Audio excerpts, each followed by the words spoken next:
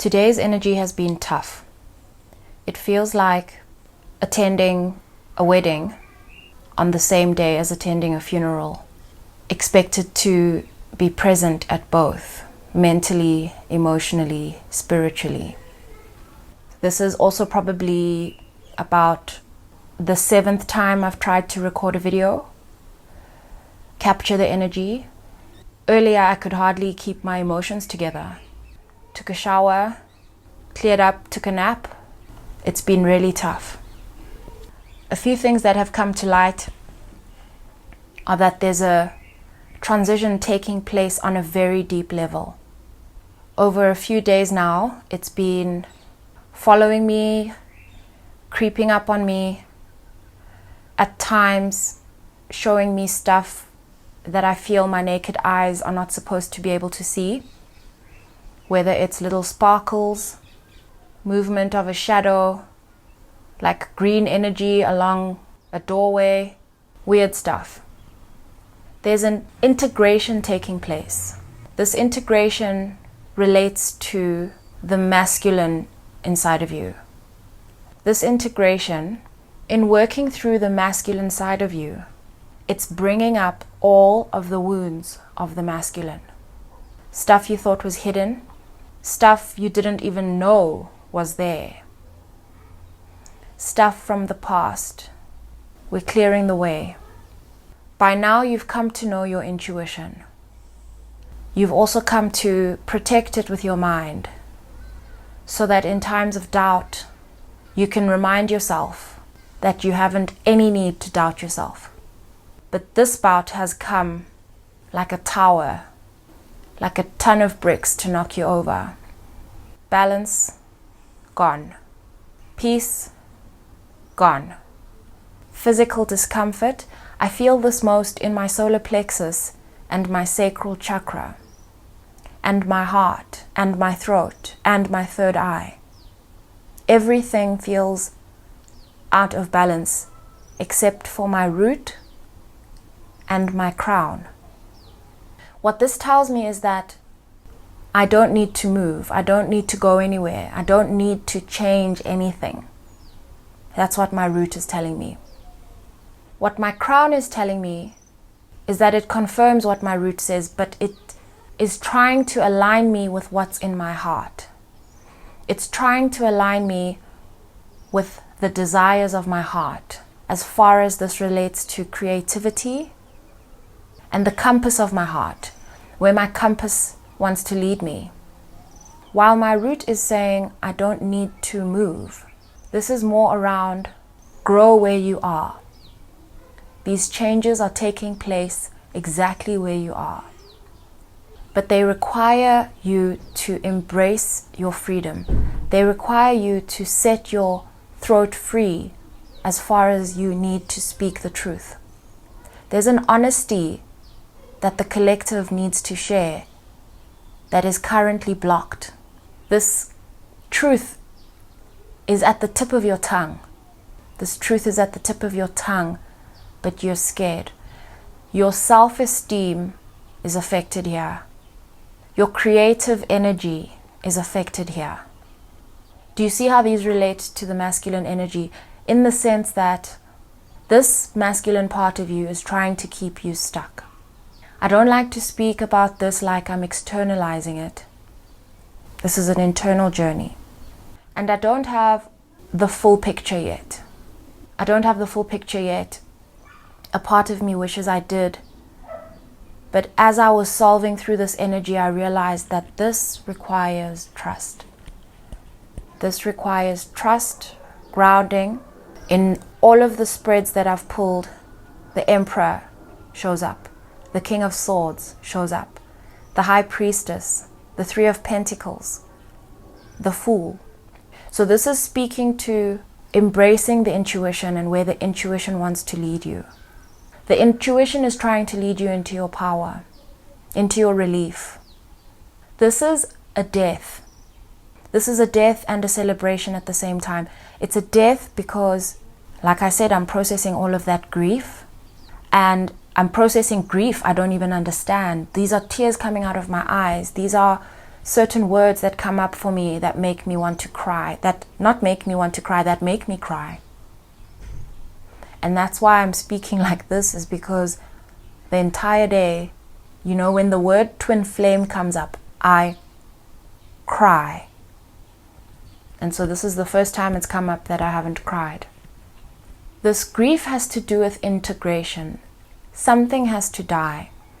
A mindset around certain power that's been taken away from you, by you, perhaps unintentionally, is dying. It's dying. And in that dying, it asks for you to take what you learned from it, integrate it. And what doesn't work for you needs to die. The first thing that comes to mind as I say those words, what needs to die, what you no longer need, it's that waiting. And when I say waiting, I think about the weight, the heaviness. So those words are just crossing over for me. What needs to die is that weight. And so then what needs to happen is this release of the set outcome that was envisioned. Because these journeys, the journey between the divine masculine and the divine feminine, because it's shrouded in this human projection of what the outcome looks like, it's stifling the internal journey. It's stifling the internal journey. It's stifling growth. I have some words that came to me in the middle of the night on the 4th of December. I've kept it in my notes. I haven't shared any content since then. I've been waiting for this to clear up, but it's becoming very clear now. And that's why I've showed up to share this, because this process has required a lot of noise to be shut out. I've also been observing how it's affecting the collective. It's causing a lot of confusion in the collective. And so for me, this is felt confusion and observed confusion. What we see with our human eyes, what we are showed, what is displayed to us, is not always what is happening. And I'm not saying this to bring doubt. I'm saying this to reinforce the need for one to listen to their own intuition. I also have this sense that these words that I'm speaking today may not land on everyone. They may not have the appropriate frequency to be absorbed. But every time I've tried to give this message in detail, I end up all tied up in circular references. We're at a crossroads. We're at a choice point. There's a tug of war, wanting to move forward, but wanting to stay behind.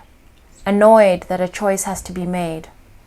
Forgetting that this process has been created by us and for us. I'd like to call it an aggressive new beginning. Aggressive because it cannot be ignored.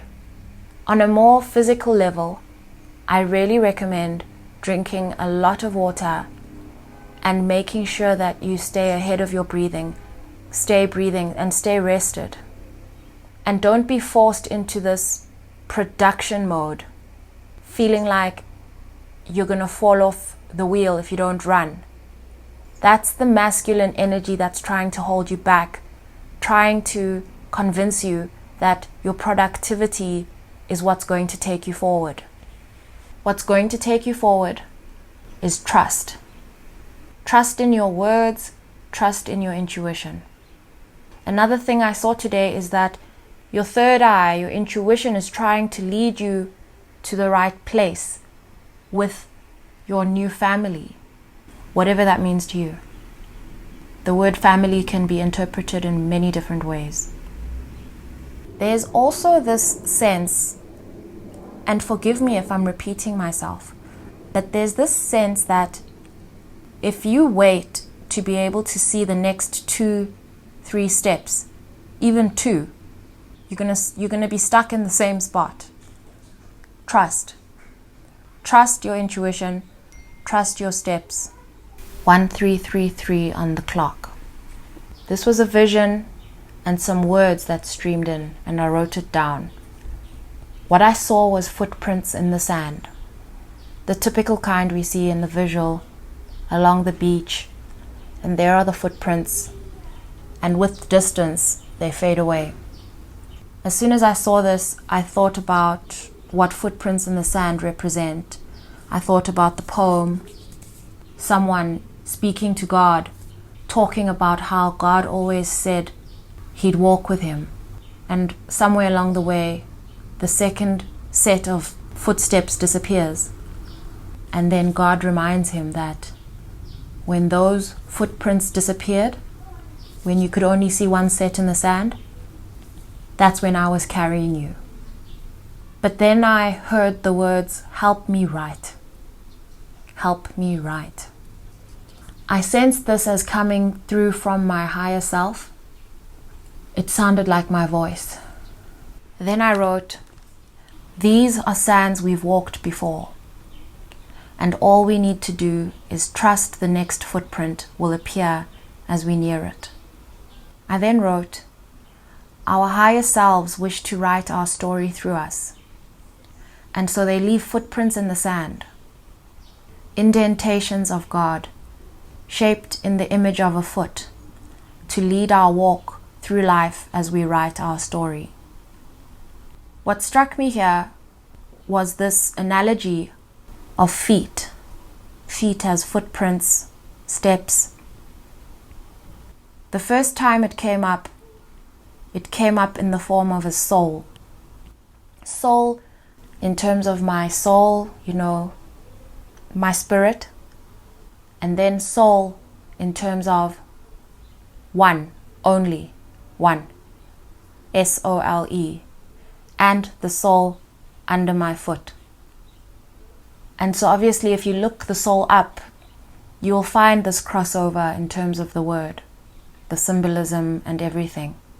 But this for me was as it relates to the twin flame journey, which I believe is most definitely going through a metamorphosis right now. This death, there's a metamorphosis taking place. I have no sight of what it's becoming, but there's a metamorphosis taking place. And the way that this soul analogy came up was this idea of a twin flame, the word twin. The word twin was integrating into a soul flame. And this is definitely linked to the grief that I've been feeling today. Again, no sight of what's ahead, but it's linked. There's a need to get used to one flame burning. Whether that flame is an integration of the two flames in one, no longer being able to point to another aspect in order to make sense of the way. A soul flame. One. The second time this came to me, in terms of this analogy of the foot, was the heel of the foot, as it relates to the word healer. I'm a healer, you're a healer. The shepherd being the one who leads a flock, who leads the way.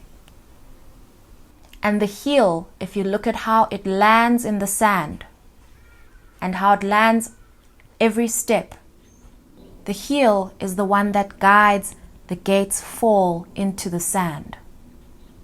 And so as you take your step, you start with your heel and it creates the indentation. That's how it starts. With this, the word fall came through. Fall reminding me of trust. And the word fall also came through today in one of my takes as it relates to shedding leaves during fall. And the word gate as well. A gate is not only an opening, a portal. The word gate can also be spelled G-A-I-T, meaning a person's manner of walking. And so I believe that there's some kind of a change in terms of the way we're going to walk. in terms of our expectations, in terms of how we will be led, how we lead ourselves, what we wait for before we take that leap, before we take that fall. Knowing that those footprints are already waiting for us in the sand, that we are carried, that we needn't look to the left, to the right, to the back to check if anyone's there. We are not alone. We are carried. This journey needs trust. It leads to an incredibly special place. To close this off, I pulled a card from the Rumi Oracle deck. The card is number 15, Divine Mother Manifests. It says, "Oh, you living in the world of 6 directions, accept the gloom and accept the bliss, for those seeds buried in the ground will one day grow into fruitful orchards." Rumi. This oracle comes to you via the sacred grace and mercy of the Divine Mother, who is the great manifesting expression of divinity. All that is created, all that is made manifest, without exception, flows from her being. This is why it is safe to trust in life, even, most especially, the inexplicable mystery and even the darkness that may give rise to fear and judgment within us. It is all part of her unfathomable workings. So we pray for light, we pray for love, we honor and live our lives with its mysteries with as much integrity as we can muster. But beyond that, it is best to participate in this life with much less certainty than the mind would have us believe necessary for inner peace. Inner peace doesn't come with understanding, it comes with trusting. Through those wise ways of the Divine Mother, there is a gift headed to you now. Will you receive it? The gift is one of manifestation. Something you have been working towards, growing into, loving and dreaming for, perhaps for a very long time, is coming to fruition. You are being asked to receive this gift completely and utterly. Whether you feel sufficiently worthy or not, it is time, and the bestowal of this gift is as it should be. No matter whether or not things appear to be working out, they are, and you are held in the loving protection of the Divine Mother to keep you from straying from your highest path and divine destiny. There is work here for you to do upon this planet in your own unique way. It is the work of the Divine Mother, the work of love. So then, allow her to care for you, even if you wonder what the heavenly minx is up to at times. Sending you love. If you're interested in a personal reading from me, I've left my details below in the description box.